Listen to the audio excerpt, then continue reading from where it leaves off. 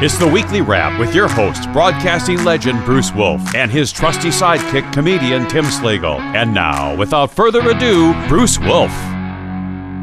Bruce Wolf, Tim Slagle on the Weekly Wrap. And Tim, it's good to see you once again. Always at the beginning of the show, I try to guess what is behind you in the background. For those of you watching at home, for you shut-ins who are blind, it's some kind of ship, a tanker. I'm going to say it's the Exxon Valdez. Am I right about that, or what is it? I can't see. I can't read it. Sorry. It's a little tight there. Here's a clue: the gales of November. Oh, the Edmund Fitzgerald. Yeah. Is it really? Okay. I didn't think the Edmund Fitzgerald was that modern a ship. Is that the shores of Gitche Gumee, or? Well, no, the song makes it sound like it's a shanty, but yeah, you know, it was in the 70s. It's just 50 years ago. It's pretty good, so. And that is apropos of what how the Democrats are going to be sinking in the next few days. Is that what we're talking about? The anniversary of the Edmund Fitzgerald sinking is November 10th, and the Democrats will be sinking. Okay. Well, we might not know till the 10th, you know, because they. They're not counting the Pennsylvania ballots. Right. Yeah. They already warned us that they might have not have all the ballots printed up by the end of the 8th. Right. They might not decide on their candidate for senator in Pennsylvania until after November 10th. See, yeah. they want a makeover, a make good if Fetterman doesn't succeed. So I was so jacked and until I saw you just now about doing today's show, because last week we had our election special and we interviewed the next governor of the state of Illinois, Darren Bailey, and he laughed at our jokes, and it was a good time. So that's worthy of a vote right there. Sure. I am so jacked to well, you know, it's funny. Retail politics does matter, because if you meet people, I mean, nobody is as bad or as good as they're portrayed in those 30-second ads on TV. I mean, you see him, he's a human being, right? I mean, he's not the devil incarnate. It's actually, I heard this story about Lucienne Goldberg, Jonah Goldberg's mother, who died recently, and they were telling stories about her, and she hated the Clintons to no end. And as a matter of fact, she was instrumental, of course, in getting Monica Lewinsky to get Linda Tripp to save that blue dress. Okay. And she hated the Clintons. And one day she's in this posh restaurant in New York. And this is after all this has come about. And who's sitting at a table not too many feet away from her is Bill Clinton. And Clinton gets up, strides over to her, gives her a hug, and said, "Lucienne Goldberg, it's good to see you," whatever. And she was immediately taken with the guy, because that's retail politics. I mean, as much as she hated him, wanted to see him destroyed, was measuring his DNA on a blue dress. So that's what happens. That's what happens. Yeah. So she called up Monica and said, "Okay, I get it now. I get it." Yes. And so there you go. So I was so jacked about this, you know, the guest that we had. So I was wondering who Chris, our producer, was going to have for us today. And I'm thinking it's probably going to be Karl Rove. He just wrote an article in the Wall Street Journal about what he expects for the election. He still hasn't given up on Ohio for Romney in 2012. But maybe Ted Cruz on his book tour. Ted Cruz is on a book tour right now. Ted Cruz was on The View. He did The View, yeah. And he held his own. I don't think they asked him about his father's conspiracy to commit to kill JFK. I don't think they went that far, but they came pretty close, I understand. And so I'm just wondering who we're going to have on today's show. Maybe like a Kathy Salvi, perhaps, who's within 20 points of Tammy Duckworth or something. So, Chris, who do we have on today's show? Tim and I can grill. I'm not hearing anything here. You know what? I have a feeling we're having nobody. And, all I can say is what William F. Buckley once said: why does bologna reject the grinder? When he was asked why Bobby Kennedy wouldn't come on firing line. So, okay, I get it. Meantime, did you? So I don't know. Did you spend much time listening? I don't even know if it was on the oral argument in the Supreme Court's affirmative action case by any chance? Did you pay attention? I did to not. that? I've read some snippets. It's kind of interesting. I guess Alito started today talking about if I had like 1/1000th Native American heritage, could I get into Harvard as a Native American? Something. I'm paraphrasing, but Well, I mean, if you had like you know that I, of course, am 132nd Chicago Blackhawk, and at least that I'm claiming that. But Elizabeth Warren, I mean, used that, of course, in order to teach at Harvard. So, and speaking of Harvard, that was obviously the inference. Yeah. So, I'm sorry, I made it sound like I had to. I hate it when people explain jokes, and I just did. So I'm sorry about that. Yeah. That's okay. Half the show is Bruce splaining. Yeah, it is. It's there should just be closed caption for the humor impaired, I guess. So I'm reading from some publication here. What the Harvard Admissions Committee is attempting to do, Harvard lawyer Seth Waxman said during the argument, is to bring together a class of 1,600 matriculants, oh yes, who, in the judgment of the Admissions Committee and the faculty that oversees it, are best able to learn from and teach each other as an organic whole. In other words, if you're a discrete and insular minority, you don't have to score very well on the tests. That's what it comes down to. And, an organic whole. You know whose fault this all is? It's Nixon. Nixon, who was the devil incarnate, if you recall, back in the Watergate era. I mean, he was the absolute worst. Some people even hated him from when he railroaded Helen Hagen Douglas. Yeah, but he was an organic whole. Oh yeah. So, and let me explain that joke to you people out there. No, so what happened was he nominated. We thought we were getting a conservative justice in Lewis Powell, and then this Bakke case came along, and Lewis Powell announced this whole new thing. It was called diversity.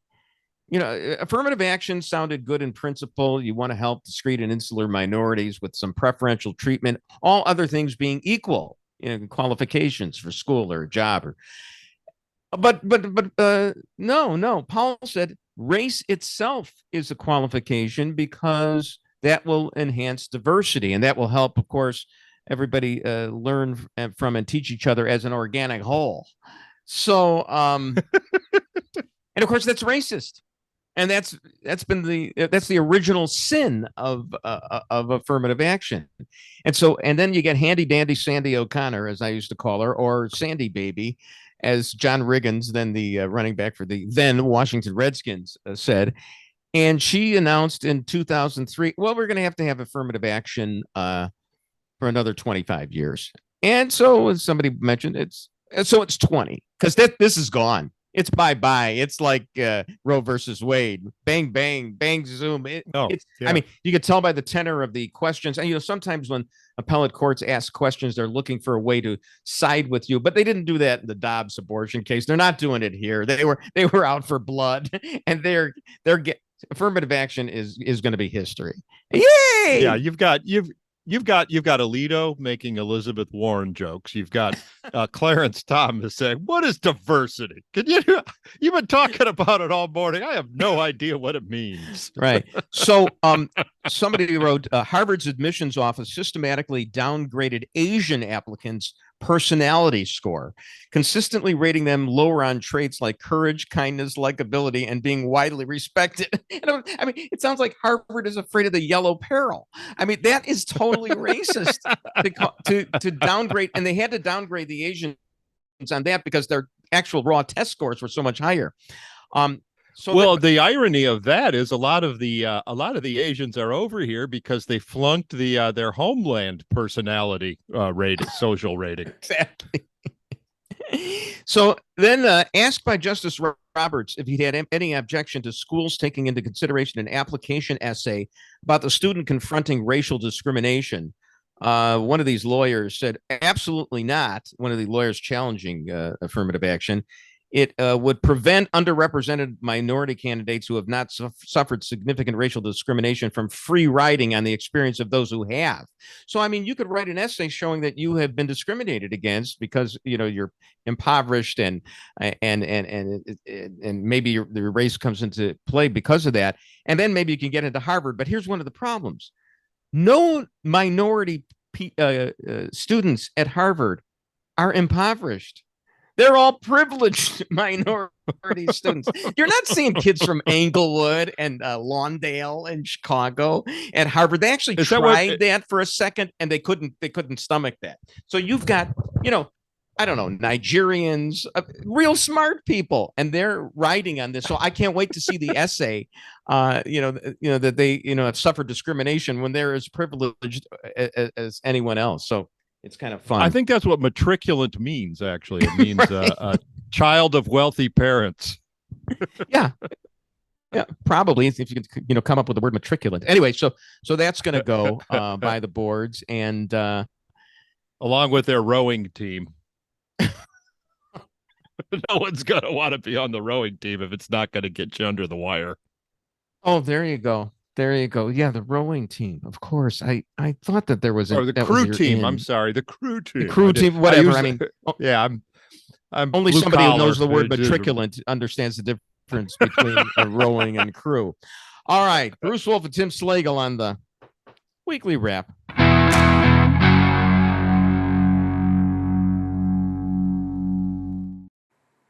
Today, she released a criminal complaint that's really left us with a lot of questions. According to that complaint, police received a call at 2:23 a.m. Paul Pelosi was allegedly speaking in code, saying there was a male inside his home. Police scanners show that Paul referred to DePape as a friend, and his name was David. RP stated that there's a male in the home and that he's going to wait for his wife. RP stated that he doesn't know who the male is, but he advised that his name is David and that he is a friend. RP sounded somewhat confused. Bruce Wolf, Tim Slagle on the weekly wrap, and I don't know. I think I'm losing it, Tim, because I used to be good for a joke about a geriatric getting beaten up. I used to. The only times I ever got criticized by management in radio were when I'd make fun of somebody who died in my viewpoint was tragedy plus 0 equals comedy. And so like when Faye Flynn died, I made anyway. Sure. I must be, it was probably because I'm getting closer to that too, but like Carrie Lake, whom I know you love, and I know a lot of people like him too. So she said, well, Nancy Pelosi, she's got protection when she's in D.C. Apparently, her house doesn't have a lot of protection. And the crowd that she was in front of burst into laughter. And the interviewer had to cover his face because he was laughing so hard. And I'm thinking to myself, well, it's not funny. This man got beaten up. And of course, second time this year, he got hammered. Okay, there you go. Now, see, that's okay. I'm fine with that. It's just, and then of course the conspiracy theories, but also theories. Oh, right, theories. Of course. And you know what, Tim? And of course, I know that you tell me what actually happened here. What actually happened? It sounds like a grinder date gone bad. Sure, of course. I knew that. It's There's that didn't set off the alarms. It wasn't done. No. It wasn't shown on the camera. Right. He was let in. First of all, there's all this protection that they have around. The neighbors will tell you that they have all kinds of protection, and tell me, and the Capitol Police, you tell me they weren't, aren't all eyes for Nancy Pelosi. Yeah. Obviously. Obviously this was, as you say, some sort of date. I love this stuff. I mean, come on. He's tied up and in his underwear when the police get there. You know how I know that it's not true though? Because maybe if he were 72, but not 82.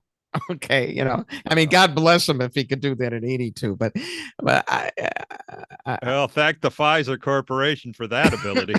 but the thing is that I like to take the Occam's razor approach to things. Not that Occam's razor is always right there, and but it probably was a break in it. I mean, it just shows how bad security can be, and most big mistakes are not conspiracies; they're just the result of absolute stupidity and mere negligence. I mean, I'd like to see conspiracies everywhere, but. Well, he was running around. He was running around the house saying, "Where's Nancy? Where's Nancy?" And everyone goes, "Well, that's which proof of course that it was political."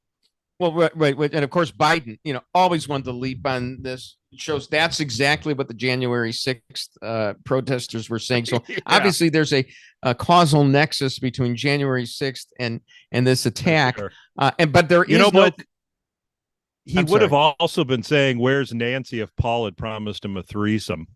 See, there you go. And the thing is that, they're never asking, well, what did Bernie Sanders say to get one of his supporters to attack the congressional softball game? I mean, it's never their rhetoric. Sure. As a matter of fact, Biden, in his speech yesterday, ratcheted it up again because and this is all they got. And so I understand they're doing it, but it's all about how democracy is on the ballot here. I mean, nothing too major here, because I'm telling you, if democracy were really in jeopardy right now, I couldn't blame people for attacking the Republicans. Apparently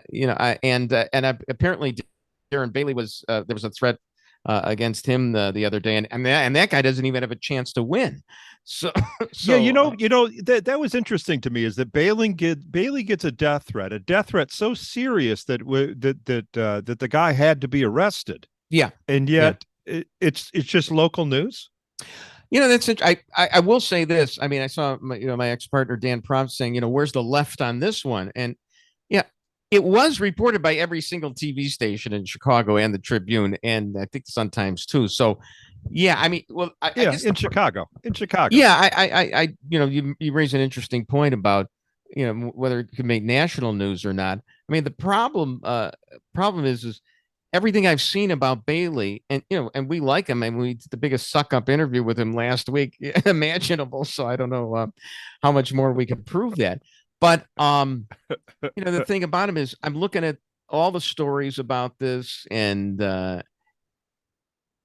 nobody gives him a chance. It would be the biggest tsunami ever. It would take out the Edmund Fitzgerald behind you, and the Titanic, and the Eastland, and every other ship.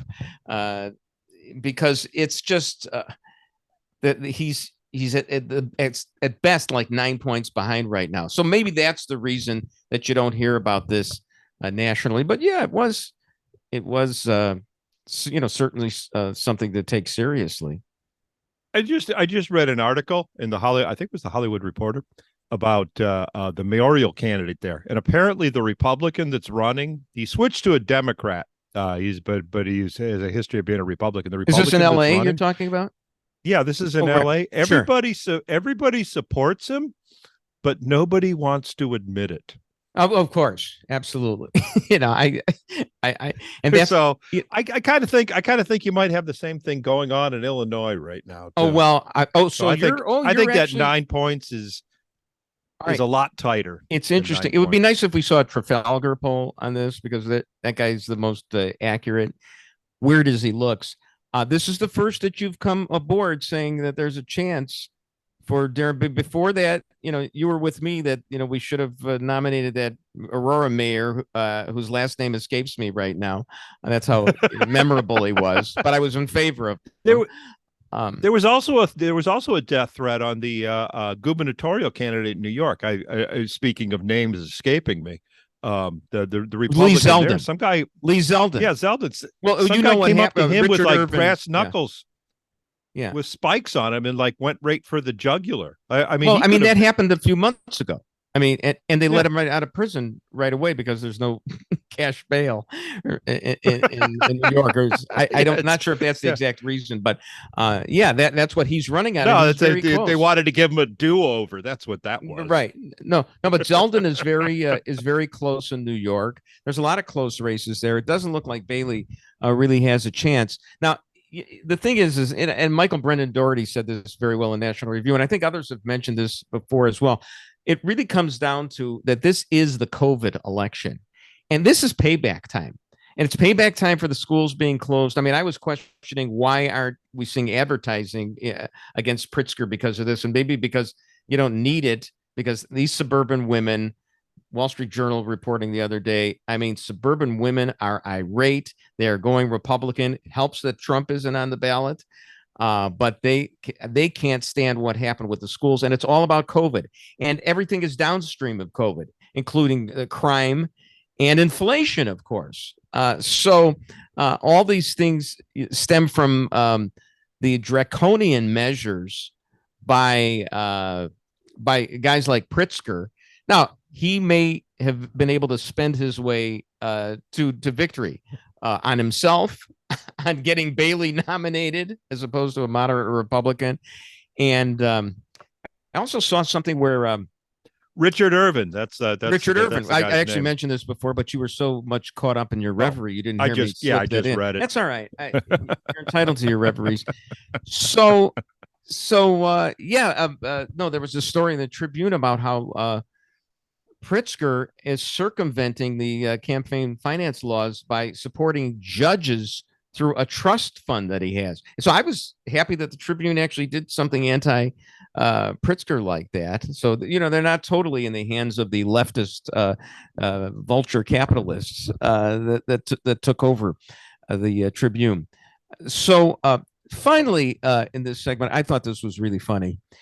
Did you see that the Progressive Insurance Company, and they have John Hamm as their spokesbeing right now, along with Flo. Sure. And apparently, Progressive is saying that there are certain neighborhoods that they can't insure cars for because there's so much crime going on. And my immediate thought was, this is Thomas DeVore tweet. Insurance got the memo on the Safety Act, and Kim Fox is soft on crime policies. They're telling agents cars can no longer be insured in certain parts of Chicago due to crime and theft rates. This is coming to a community near you. Now, this is redlining. And if you grew up in the 60s like I did, redlining, I mean, that's a swear, my friend. I mean, you cannot discriminate against people. Maybe they're using a blue marker. Well, maybe they're doing it. Maybe it's progressive. Maybe they're blue lining. Yeah, maybe they are. Yeah, they've turned it blue, and that'll soften the blow. But I cannot believe a liberal in good standing like John Hamm. I mean, after all, he was on Mad Men, and and what was that all about? And he used to be a guest on Saturday Night Live, making love to Kristen Wiig, and he's got all the liberal cred in the world. And it turns out that John Hamm is a bigot supporting. How can they call it progressive? They should call it reactionary, of course. And all I can say, if we had some John Hamm, we could have a sandwich. If we had proper insurance policies, okay. It's just another case of NIMBY, not in my backyard. No way. We're for all these liberal causes, but I'm sorry, we can't insure you. Oh, okay. Well, fine. you can get insurance. You just have to have a catalytic converter waiver. Absolutely. Bruce Wolf, Tim Slagle on the Weekly Wrap.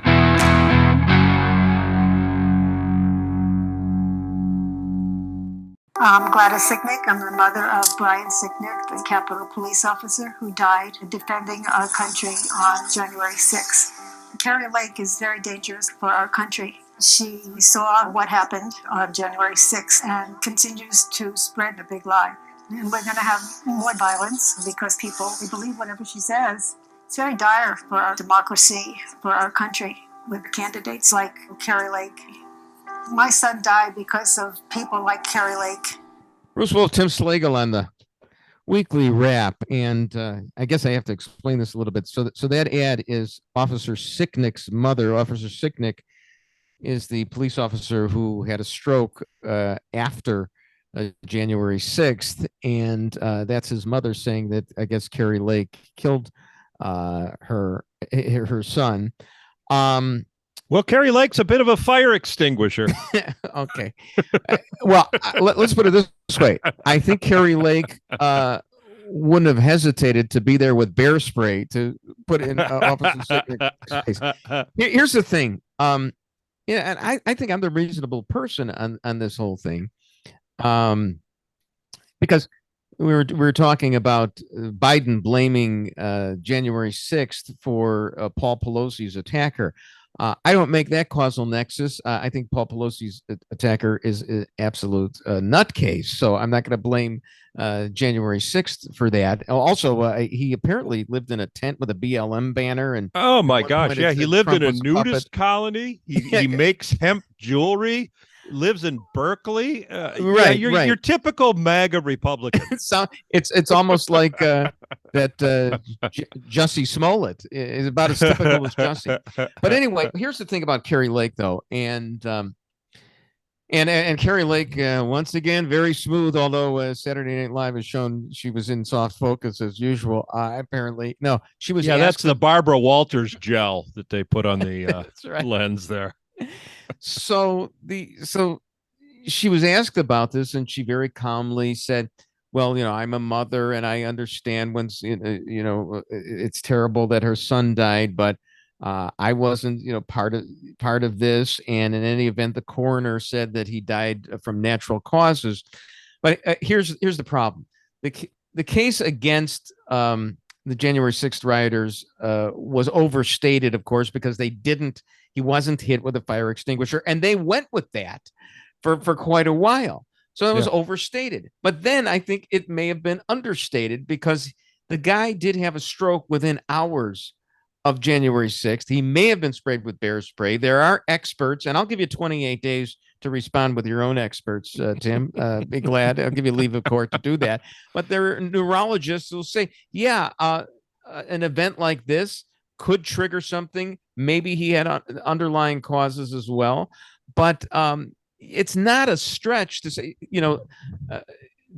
that what happened on January 6th was a proximate cause of what happened of the death of Officer Sicknick. Not that it's the only cause, but it was a proximate cause. And so Carrie Lake is being a little bit disingenuous there. I understand that. Yeah, I'm on her side. In some parts of the world, bear spray is a condiment. Well, there you go. It's essentially just hot sauce. It's pressurized can of hot sauce. That's all it is. I guarantee you that you're absolutely right. There was absolutely nothing had to do and with I might add, there is a correlation between people drowning in swimming pool and Nicolas Cage movies. You can look it up. The more Nicolas Cage movies in a year, the more pool drownings you're going to see. It's a direct correlation. That is causal. That is definite causal nexus, and you could never accuse me of the logical fallacy of post hoc ergo propter hoc regarding that. And I always resort to Latin when I'm losing the argument. Okay. In any event, I think it's both overstated and understated. Now, here's a question related to January 6th. So how we were talking about Fetterman, and I guess there was this guy who wrote. Was co-wrote. Speaking of a stroke, co-created "Don't Look Up" with Adam McKay, and he was saying, "Oh, they're making a big deal about Fetterman that he has David to be Serrata. Dave Serrata there that he has to be able to talk in the Senate, that he has to be able to you have utter declarative sentences. Nothing could be further from the truth. All these guys they're nothing more than avatars. They're just there to be propped up by the electorate. We have a direct democracy here. This isn't Mr. Smith Goes to Washington, where a guy has to filibuster for hours on end. So do you remember Captain Pike from Star Trek? Do not. He was injured in some war against the Klingons, severely injured, and all that they could save from him was his head. And they put it on top of this machine, and he couldn't talk anymore. All he could do is there was a red light and a green light. So if you asked him questions, he could answer. There you go. And I think Unfortunately, they didn't have a light that said, "Please kill me." Okay. And if it comes to that, I'm sure the good Democrats of Pennsylvania would be satisfied with having Fetterman serve them for the next 6 years in that a similar capacity. But here's the thing. So I was just thinking, if that is true, that they're really just these holograms and don't really matter, then what is the big deal about January 6th? Because all that the rioters did was attack a bunch of mannequins. That doesn't really matter. So I mean, you got to decide: are these Congress people important or aren't they important? And it presented me. I mean, it hurt my brain on that. So all right, here goes the glasses. Here's a bit that doesn't work that we're going to do again anyway, Tim. It's called Brucervations, wherein I channel the spirit of the late great Irv Kupcinet by way of Rob Feeder, who retired as the media watchdog. I always considered myself, he was the one who watched the Watchers as like juvenile.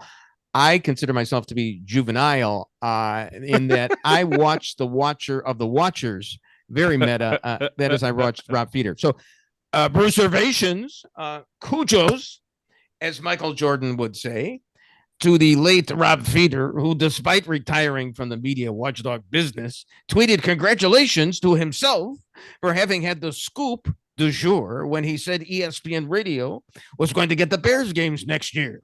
This reporter, as opposed to that reporter, also hopes it's not too late for Rob to apologize for having insinuated that Jerry Reinsdorf manipulated the rebroadcast of a White Sox game so as not to put Tony La Russa in a bad light.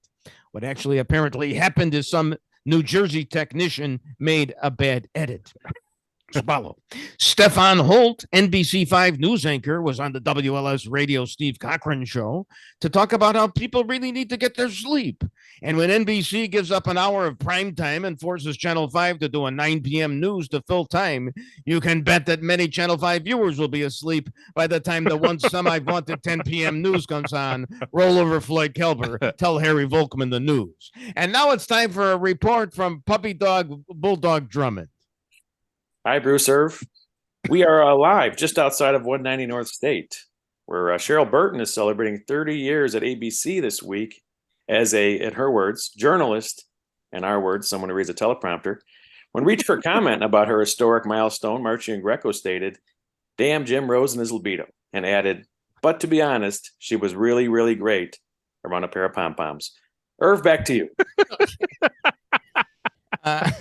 Speaking of Cheryl Burton, oh, is that for the next segment that we have? Or should I? I'll mention it now. Okay. So I saw that Chuy Garcia is considering a run for mayor again. And if you recall, in 2015, he actually almost beat Rahm Emanuel in the Democratic primary. I mean, I don't think this had happened since 1895 or something like that, where the Democratic incumbent had lost. And it all was stemmed from the Laquan McDonald incident, of course. But Rahm, it was a big, big moment. And, I was loath to watch local TV news, but I figured I'm going to watch the Channel 7 news that night to see what's going on in the primary in Chicago, because it was a chance that Chuy was going to upset Rahm. And I turn on the news, and in the A block, the first segment, they have Cheryl Burton out at Chuy Garcia headquarters to report. And I kid you not, she could not string together two sentences. I don't know what happened. She was like worthy of the 197th market, fresh out of high school, not even college.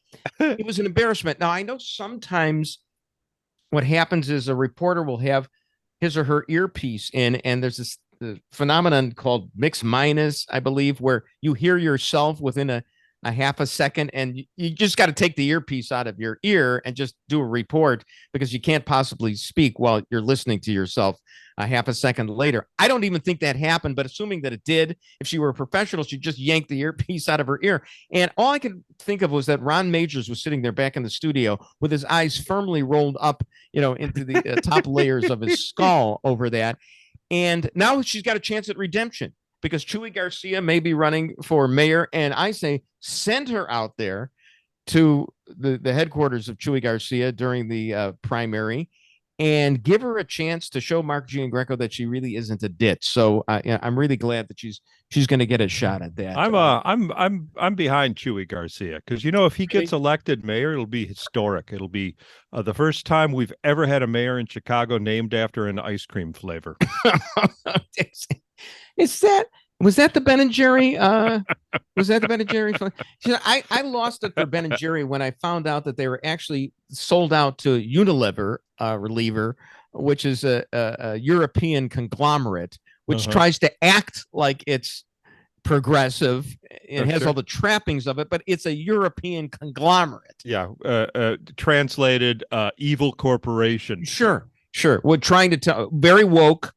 Like the vulture capitalist of the Tribune telling everybody else that they should be virtuous and they don't have to be. They can just get all the profits, the obscene profits that they want.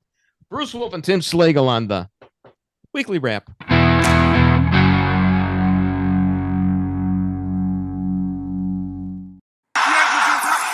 On second down, off the play action. Fields using those legs. We saw a lot of this in Foxborough and down inside the Dallas 40-yard line. One of the top pass rushers in the NFL.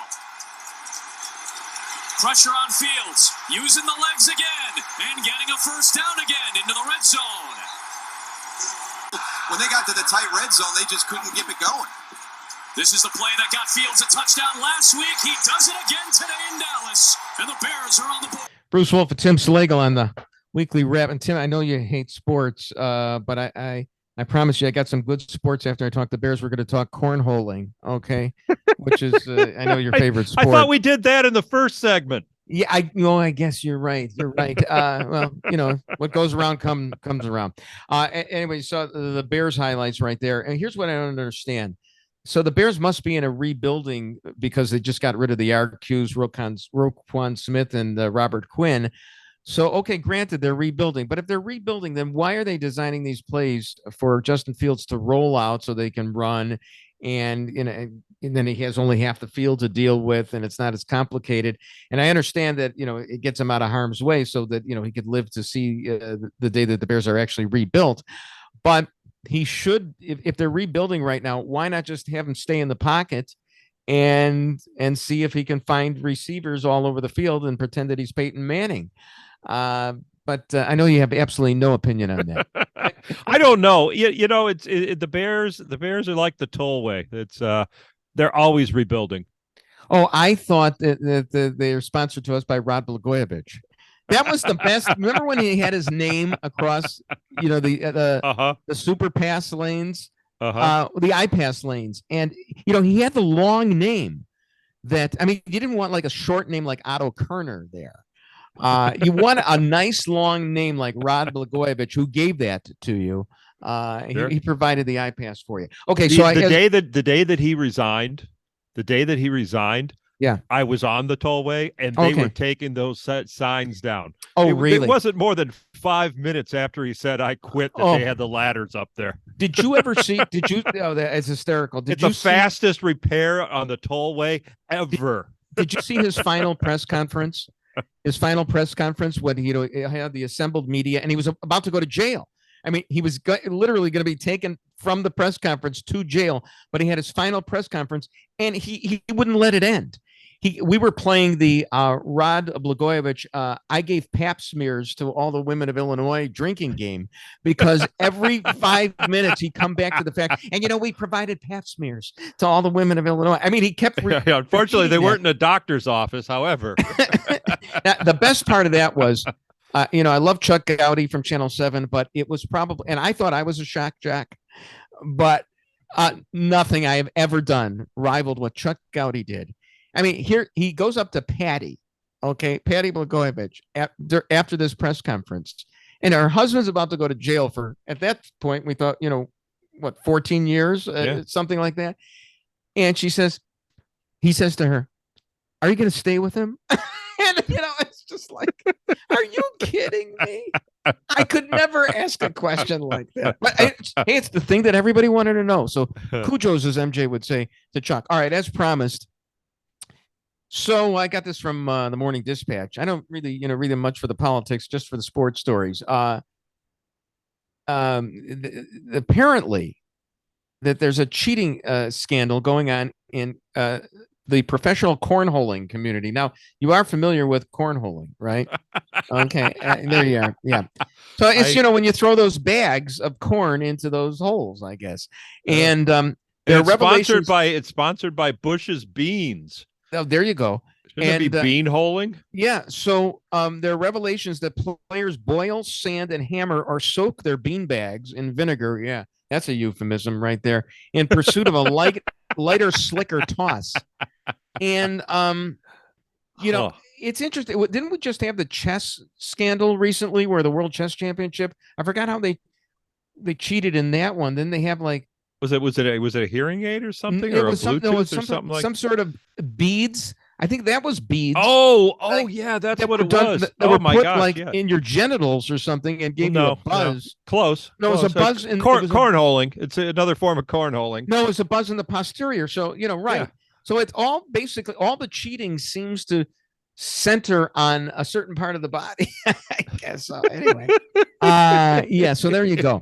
Speaking of sports. Well, no, you bring your own bean bags when you're a professional cornholer. They don't have regulation. You think that they would, have them, like the Rawlings baseballs, Sure. First of all, they'd be rubbed in Delaware mud, and that the umpires would have them, and they'd be kept on Funk and Wagnall's porch for 17 hours before. And but no, I don't know. I'm afraid I'm not really up on the cornholing rules.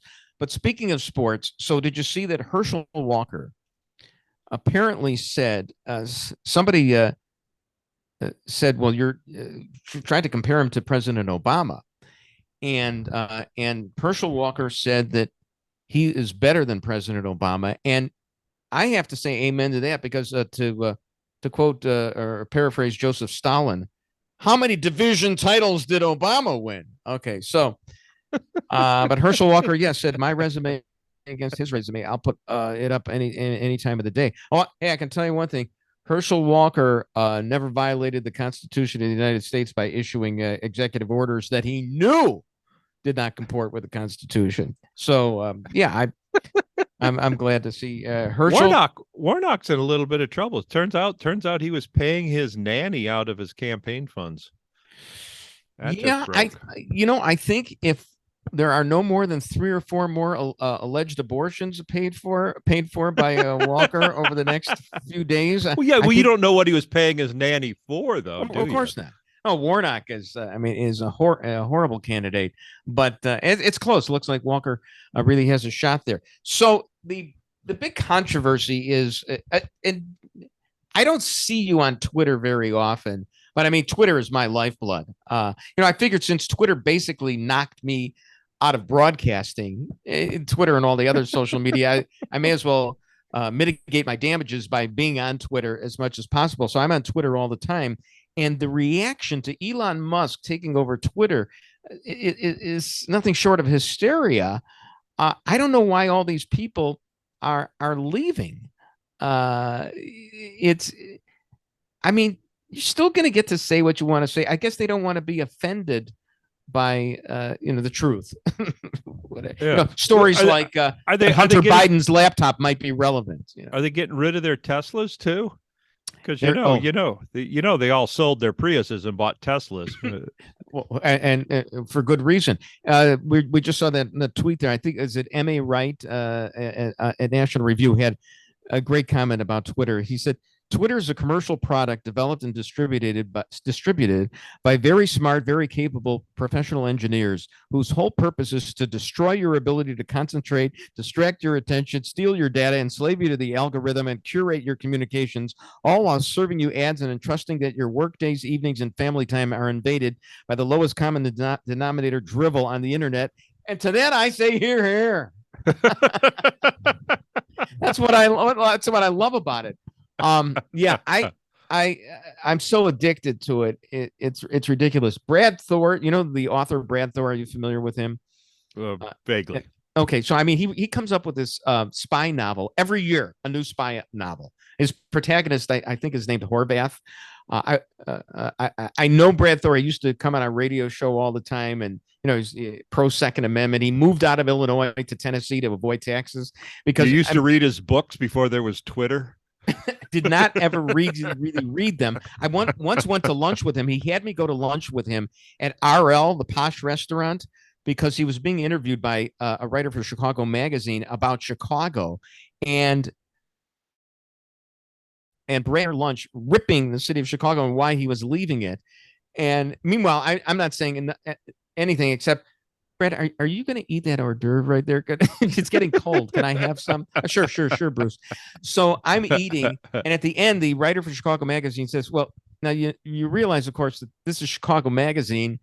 It's very pro-Chicago, so I'm not really going to be able to print any of the things that you just said that were negative about Chicago. Just the few morsels of positive things. But anyway, Brad's a great guy. Lives in Nashville now, but he tweeted that, and he's touting his own work, and he's really a fine writer.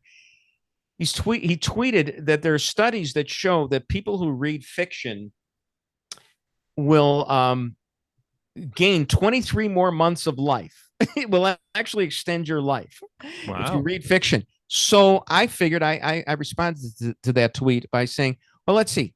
I wasted 10 years of my life trying to get to page 200 of Infinite Jest about 5 times.